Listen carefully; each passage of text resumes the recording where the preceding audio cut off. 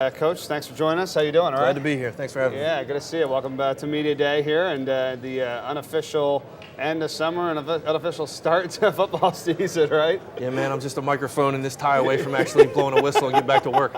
How's the summer been? What's been going on for you, family in the area? Have you gotten to go anywhere? I'm from Maryland, so my family's in town, and I have a young daughter and a young son. Cool. Had a chance to spend some time at the beach with my kids, and as God would have it, my phone died while I was on vacation. Oh, wow. Which is extremely stressful in today's right now world.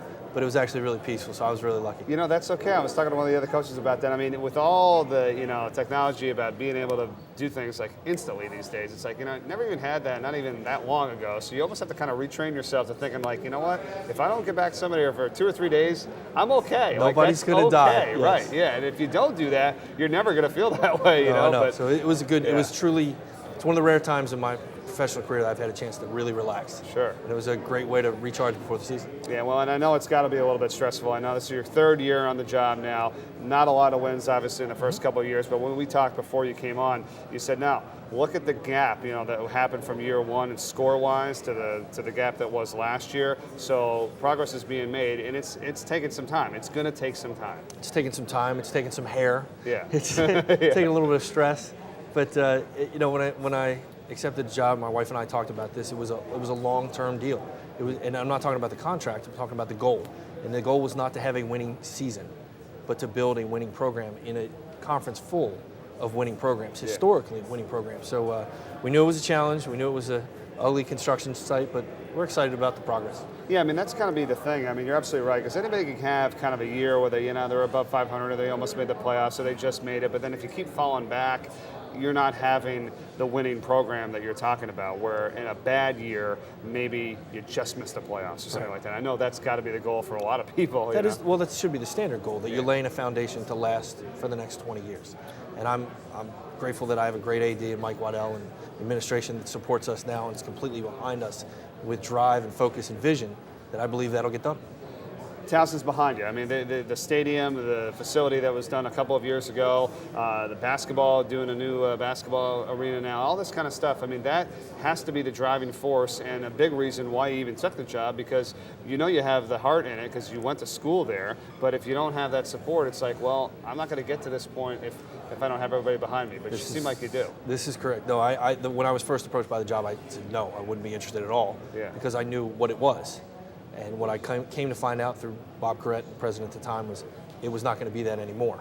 And the support is there, and the fans are there, and everybody does believe. And here's the prime example. One win, and we almost beat the all-time season ticket attendance record in the history of the school. And we're the second most attended people in one win season. It means that the people came to the game week after week, saw the progress, and they are excited about the future. That's great. And what about for this year now? It's your third year.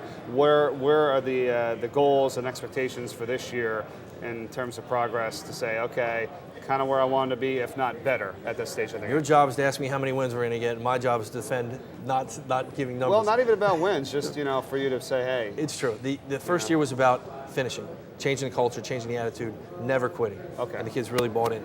Year two was about competing and closing the gap.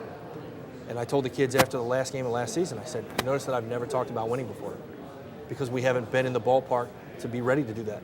And year three is all about winning.